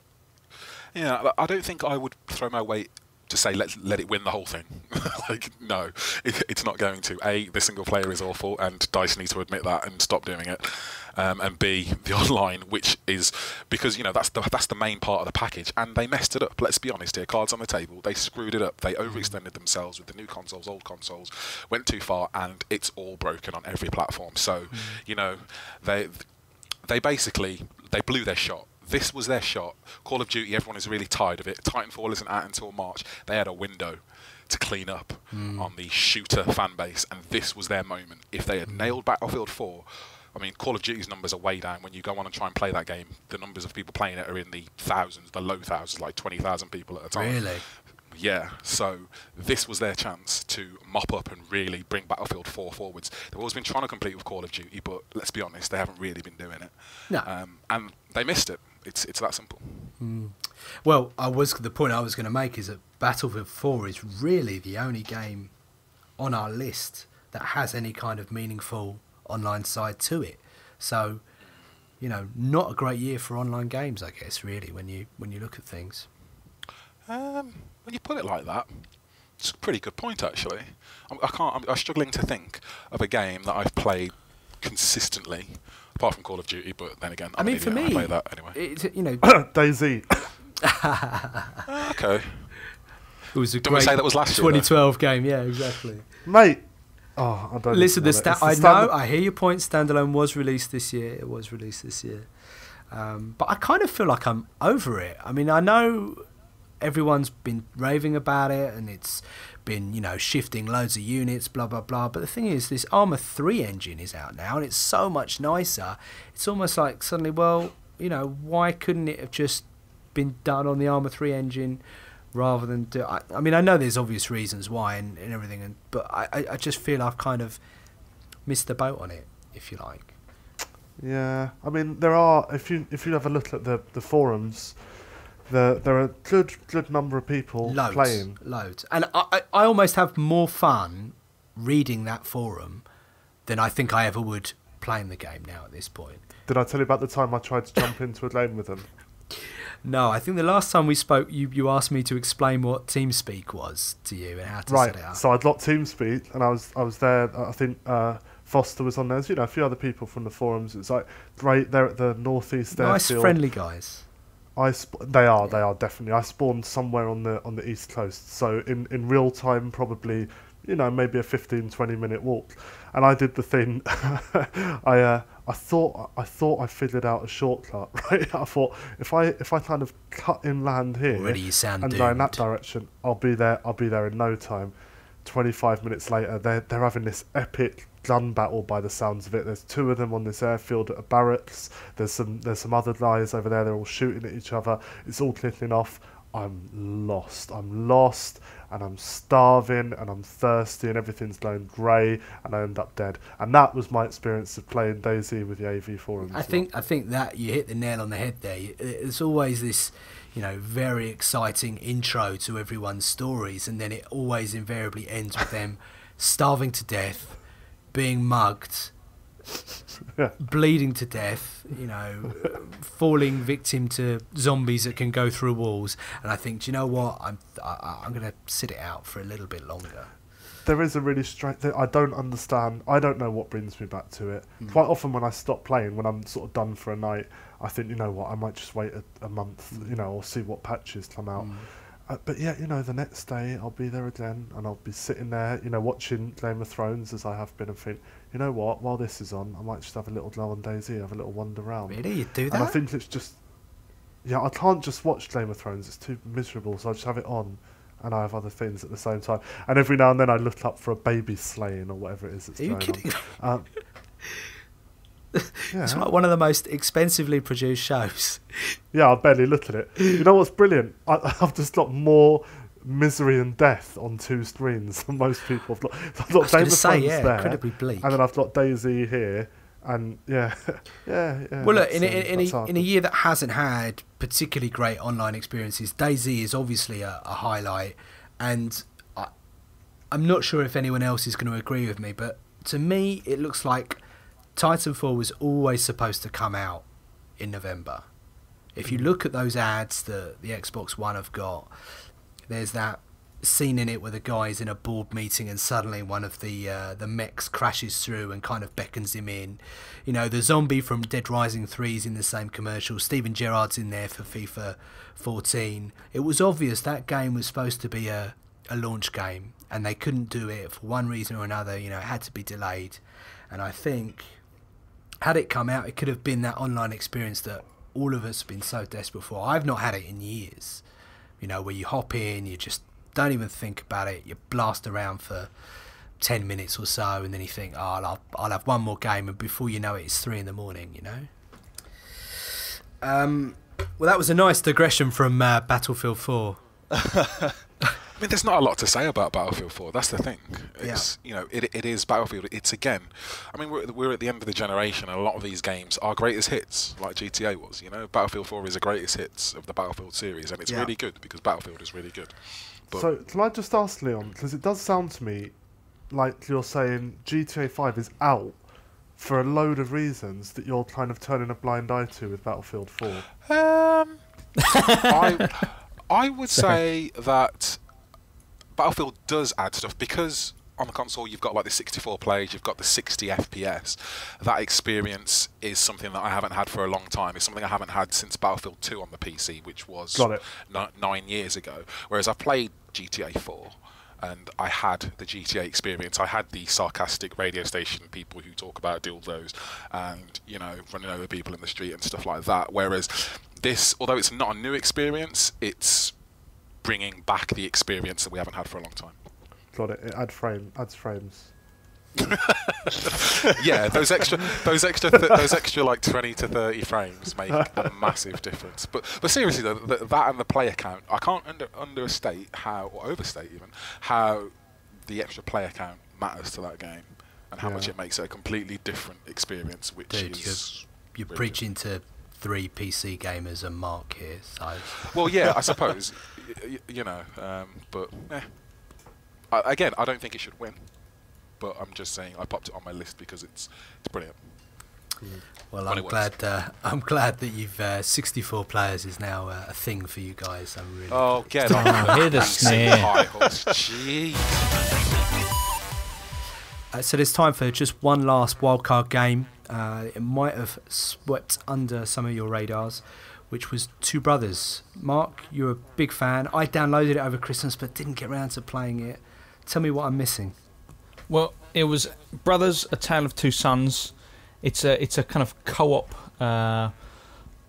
puzzle platformer type game. I don't know how really best to describe it. It really relies on just this idea of cooperation, and it's got a fun little control mechanic whereby one thumbstick controls each one of the brothers, and so you've got to team up, to overcome various obstacles, and it's.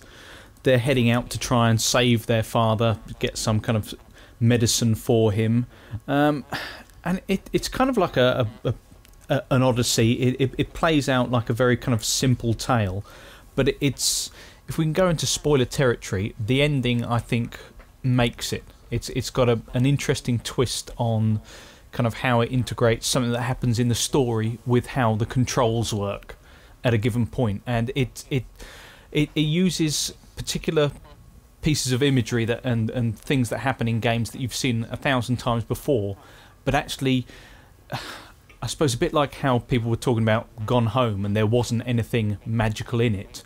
This kind of has the same thing, the same attitude towards death. It seems like it's going to be just a standard game, and then at the end it actually kind of pulls out this really rather kind of mature and hard-hitting line that it definitely gave me a wow moment. Yeah, I'm really disappointed actually I didn't get it played in time for this conversation. So many people have been raving about it, and just the control mechanic as well just seems a bit weird. It seems like something you can't really explain without actually getting hands on with it. Does it work well? I found it very kind of unwieldy. I found myself getting incredibly frustrated and confused by it. But I think that's kind of the point of it, which is Wii U user after all. I mean, you're at the cutting edge of control technology, and if you can't get your head around something, it's doomed. But it is. It's. I think it was intentionally supposed to be like that. So you have to think where each brother is heading at any given time. You basically just have, the control of the brothers and then an action button to get them to do various kind of contextual tasks. But yeah, it works really well. But then there's, as I say, all I can really say is there's a sting in the tail towards the end that kind of gives it a little twist. Juicy. And another game that you can beat in one sitting, is that fair to say? I think in total it's probably about, it's got to be between about maybe 3 to 4 hours, I think. It took me 2 hours according to Steam. It takes a while to get going though. I think, you can hop to Niall here because he reviewed it, and I don't think he was as enthused about it as I was. I wasn't too keen on it. I kind of compared it to Journey in my head a little bit, and because it did have a good ending, I will admit that the ending was really impressive. It really did hit hard, but the rest of it was just a bit soft for me, and comparing it to something like Journey just really didn't help me out. And I felt that the animations were a bit janky on it. Some character decisions were a bit strange. I mean, I said in my review there's that bit right at the start where there's a kid with a stick, and he won't let you get past this bridge, and then he won't let you get past the gate. And I thought I'll just show him the map with the big brother, and hopefully the big brother will explain to him, like, my dad's dying. let me through, my dad's dying. And yeah, you show him the map and this kid just stays there, and it's like, who would actually stay there? Who would be that much of a dick to stay there when someone's dad is dying? Who would do that? And Who would yeah, do that sort of thing just confused me, and I feel like it was just, I don't know, it was just a bit underwhelming for me, and I feel like Journey's a better sort of example of that sort of game. If you were looking for that sort of thing.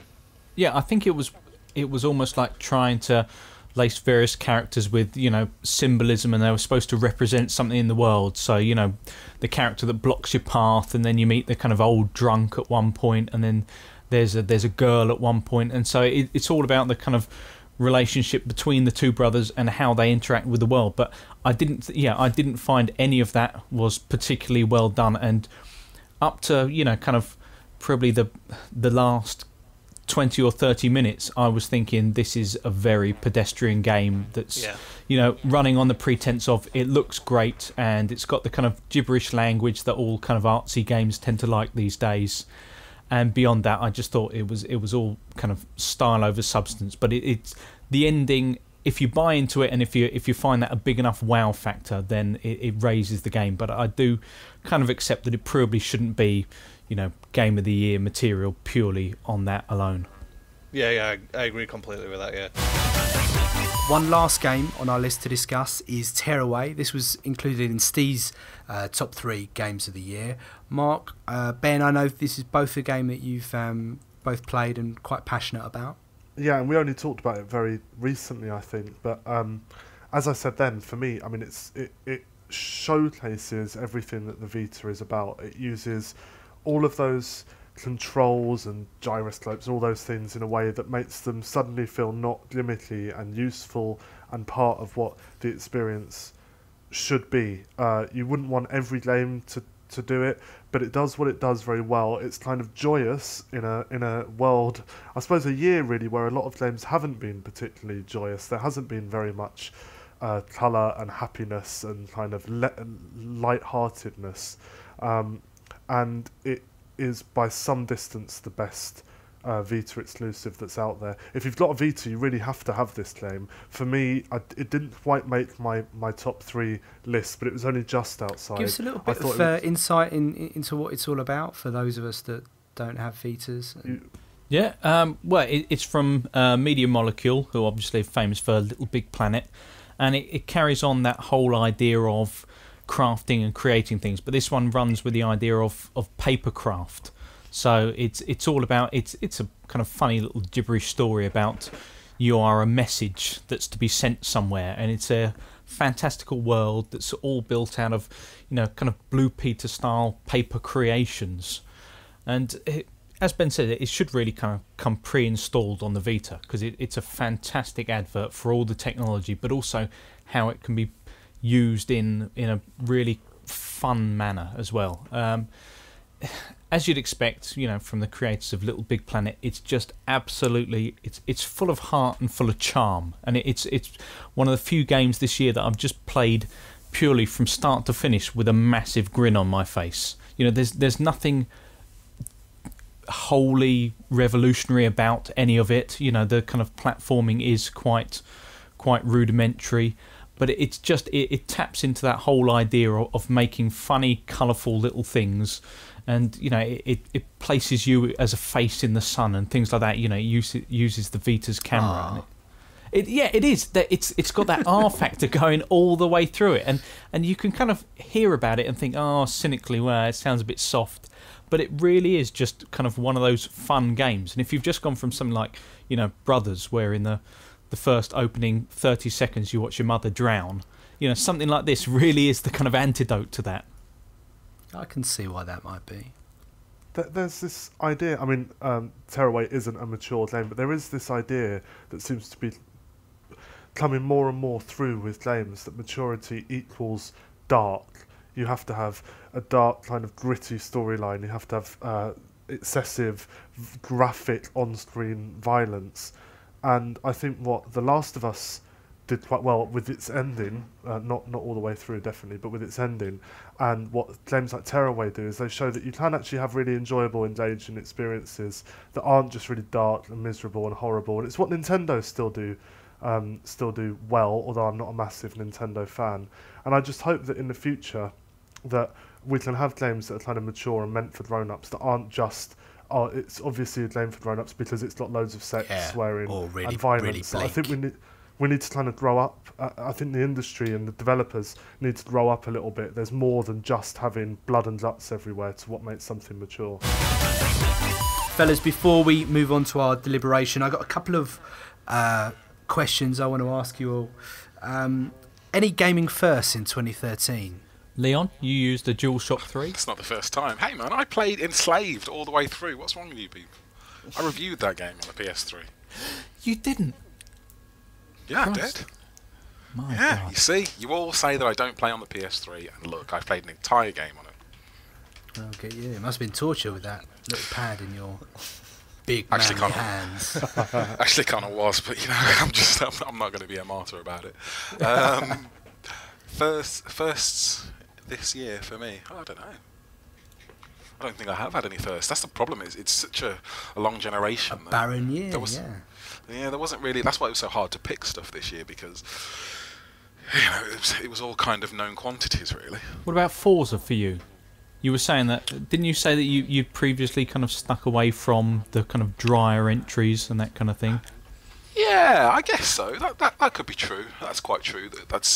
I don't usually go through these sim races, and Forza has been kind of a revelation for me, and I've really, really enjoyed it, which I have never done with like Gran Turismo or anything like that before. So, yeah, we could say that.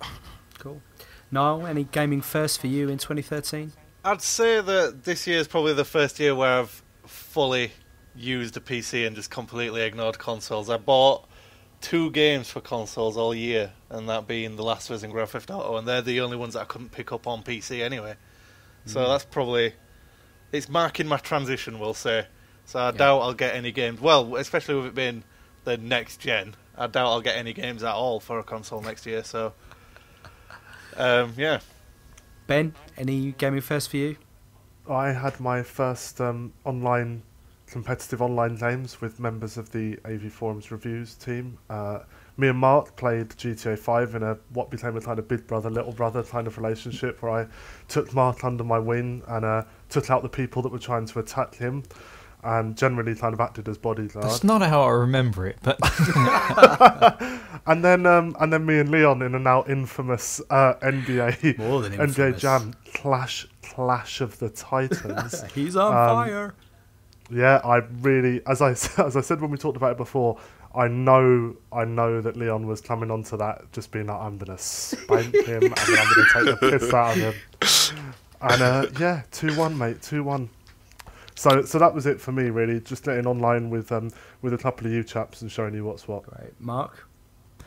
I think probably a few little browser games. Probably most notable would have been Cookie Clicker. Wow. Bringing back Cookie Clicker. That's why Steve's not here this week. He's actually still playing. On his internet, it would be like 1 an hour. Are you still playing it, or have you actually? No, you're not still doing that? I binned that in after I got past several trillion He's a been into second. therapy. He's now through the other side. But it was a kind of fascinating insight into what it is that you love about games. That as soon as you see certain things, you know, numbers accumulating, and as soon as someone puts in some kind of acronym or something like that, your CPS, cookies per second, all of a sudden a little part of you kind of tingles and you think, this is great actually. You know, this has become a game, whereas otherwise it just wouldn't be. But I think not only that is that we brought it to a wider audience. I know there were plenty of people that jumped in with 2 feet after we featured it on the pod. Yeah, and it still is evil though. Oh, always evil. I think my gaming first this year was I paid to cheat for the first time. Football Manager 14. I got to a point where I couldn't afford a transfer, and it said, you could boost up your funds here. So I paid a £5 to boost my team's funds by 50 million quid. Slippery slope. I was that guy. Who did you buy? I did it.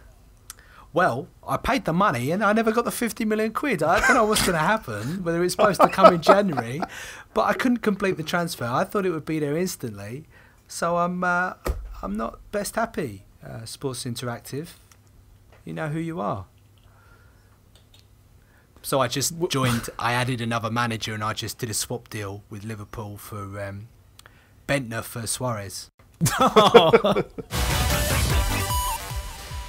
Right, fellas, we got to do the very difficult task. We got to pick out an overall winner. I know where my head's at. Anyone else decided already? I decided, I think, back in about June. Let's be real. You're all going to pick Last of Us, and I'm going to be the only person standing in the way. I think I'd go Last of Us second, but I might cave if convinced. What do you have as your first pick, Niall? Assassin's Creed. It's got to be. Well, it's safe to say you're alone on that one. So. Yeah, yeah. I don't know, if I'd have played that earlier, I might be standing right by you. But I do really, really like it. But I'm very impressed. I think by the end of it, I like it a lot, but I haven't grown into the loving it stage yet. I mean, yeah, I just can't say Game of the Year for me. My problem with Assassin's Creed is why do they have to have, one good game every 4 games? Why do they have to do that to people? And it seems so cynical the way they squeeze cash out of their customers. And you know what? I don't expect them to have an amazing game every time round. Sometimes these things take a lot of working up to. But Revelations. I mean, have you ever heard of a more ironic title than that? What a pile of rubbish that was. Anyway, we digress. I mean, what I will say about The Last of Us is that I thought it was one of the most well thought out gameplay kind of art directions, in the sense of it was something so real about it, even though it was set in this post-apocalyptic world.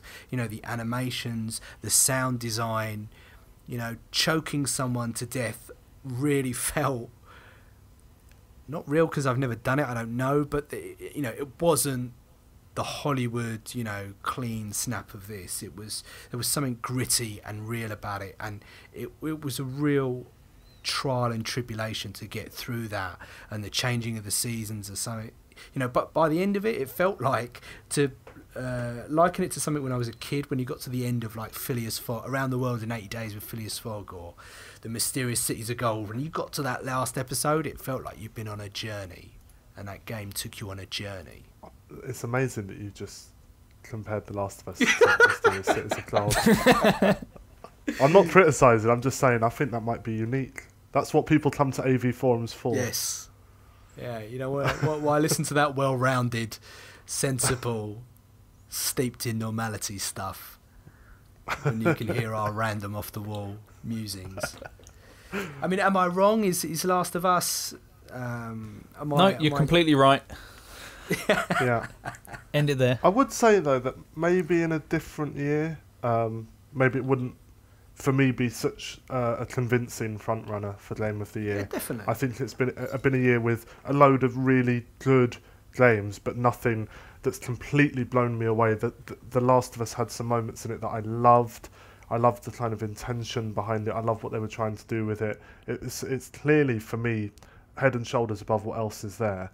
But it wouldn't be like, the game of the last 5 years, for example, or anything like that, or necessarily the game of the generation. No, I think it's almost been a year defined in many ways by standard gameplay with writing overlaid on it. You look at Bioshock Infinite, you look at GTA 5, people were talking about characters and the like, and recurring gameplay themes and stuff like that. And against that backdrop, The Last of Us does kind of, I think, stand head and shoulders above them.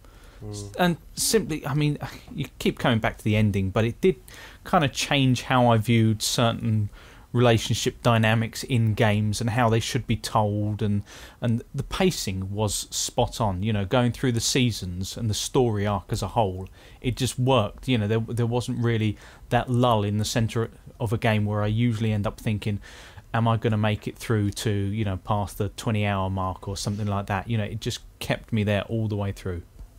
Having said that, though, I think when I was just saying about maybe it wouldn't be one of the top, I think I just had in my head The Walking Dead. It's not as good it's another zombie game, isn't it? Just from a storytelling point of view, I really think The Walking Dead nailed it, and feels like with season 2 that it will continue to. But actually, yeah, that ending of The Last of Us, it was kind of how much they did with so little in those very final scenes.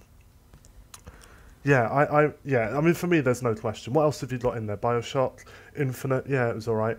Tomb Raider, if we absolutely had to compromise, if we were split halfway, I'd say all right, maybe. But really, yeah, head and shoulders above the rest, like you said. Hey, what do you want me to say? I mean, I've said my piece on it. I could go over the same points again. But you guys feel very, very strongly about it. I wouldn't agree that it's the game of the year, but this isn't my game of the year. This is our game of the year. And if majority rules, then Last of Us wins. Well, that was easy. It's interesting, like right at the end of last year when Far Cry 3 came out, in some ways that kind of foreshadowed what this year was going to be all about. Kind of beautiful worlds, lovely graphics, people trying to do something interesting with characters and story in the big AAA arena, and I think for the most part it's been done okay. I still think for me there's much more interesting things happening in indie games. I'd agree, and I'm really optimistic about what that can bring over the coming years. And where things work in indie games, there's every hope that will bleed through into the AAA games as well. So I really think this kind of push on narrative is nothing but a good thing. A push on characters, nothing but a good thing. And hopefully they'll get it right more often than wrong in the next generation, or now the current generation. And maybe it'll play nice as well. But you know. What is this gameplay you speak of? Yeah, you know, don't worry about that. If it's as boring as crap and you need to move crates and move ladders and it's generic-y kind of third-person combat, which isn't especially enlightening, that's cool. No, there were interesting. I mean, you know, Brothers. Although you can and we should criticise the way that some of the gameplay worked. That was unique, I think. I've never played anything like that before. It was a bit mind-bending, it was a bit weird and all over the place. But a truly original use of controls and a good story. It just didn't quite do both things well enough to elevate it to this is Game of the Year. But actually, in terms of the raw ingredients that are there, it's hard to put your finger on, but if something was a bit different about it, we could be talking about that as Game of the Year, and that did have interesting gameplay. But, you know, all of these games, you talk about Bioshock Infinite, it's a shooter, right? It's a first-person shooter. You talk about Tomb Raider, it's a third-person thing that it's always been, that Uncharted improved upon, and now it's leapfrogged. You talk about, you know, there's elements of that in The Last of Us as well, and a lot of the mechanics are by the numbers. And you're right, you know, I do sit here and I'll go on about stories and all of that stuff, but it does have to play well. You know, the gameplay isn't just what happens in between cutscenes. But there's really no examples in AAA games of that happening at the moment, and that I do feel slightly less optimistic about. Yeah. Well, that's it. Last of Us is our podcast game of the year for 2013. Congratulations to all those involved, and thanks guys for getting our heads together and coming up with that. If you have any comments, you think we're crazy, you think we're mad, you know, please turn up in the thread and let us know your thoughts. If you've enjoyed the podcast, please give us a rating on iTunes, or 12 thumbs up, or whatever it is they do these days. Ben, this is your last podcast. You're leaving us to go and pursue your writing career. Would that be a fair way of describing it? Career's probably a bit strong, but I was doing a lot of fiction writing, short story writing in particular, before I started the games writing, and this was just supposed to be a little break from doing that, and it's ended up being a good few years. I think I've been doing it for quite a while. I think I've been with AVForums for 4 years or so. Right. Feels longer. 3 years. Feels a lot longer for everyone. Probably for people who've had to endure me on the podcast. Yeah, I've loved it. I've really enjoyed it. I've really enjoyed the sort of developing the writing, and I always swore that I would never do the podcast, and somehow it's the podcast that feels like the hardest thing to live up of the whole thing. I've really, really enjoyed this. I've enjoyed having the opportunity to chat to you guys. and the feedback we get from the threads and the people that have slagged me off on my reviews and said nice things about me on my reviews and all of those things, and the guys from the PC forums in particular who are so involved and engaged and care about and knowledgeable about what they do. It's been really, really great. So I'm definitely going to be around the community and around the forums, but no more writing or podcasting for me. Yeah. For now. So this is goodbye. It's the last of me. It's the last of me. Well, massive thanks for your contribution. It's been brilliant, and I know there'll be many listeners that'll be disappointed but excited to hear of your news as well. I feel like we should play a sad song at this point and just fade out. It's only my dad's sad. My dad's disappointed. No, if we could play the end music from The Incredible Hulk TV series. If you're going to do anything, I'd like that slow version of the EastEnders music that they just wheel out when someone dies. Yeah, and we can put your picture up there. I think we should put your picture up. No, we'll put yours, your album cover, Silk Pyjamas. It's been an absolute pleasure, guys. Cheers. On that note, massive thanks again for joining us. Time to say goodbye to Mark. Cheers, Steve. Cheerio to Niall. See you later. Farewell to Leon. See you next time. And a final fist bump to my main man Ben. Fist bump. And we'll catch you all next time.